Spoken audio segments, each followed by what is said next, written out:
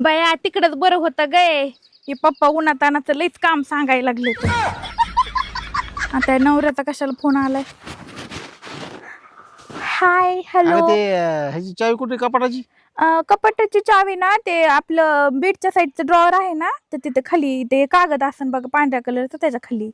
त्याच्या आणि हे भांडे बिंडे घासून का म्हणून नाही गेली? मी आता इकडं माहेरी आराम करायला आले ना मग काय तुमचं सगळं तिथं साफसफाई करून येऊ का? तुम्ही तुमचे भांडे घासा खायचं असलं का नाही तर उपाशी राहा. नाही मी रोज हॉटेलला जेवतोय. मला भांड्याची गरज नाही. फक्त मी मी असले होतं जमत नाही तुम्हाला हॉटेलला जेवायला. मी घरी आलोय आज.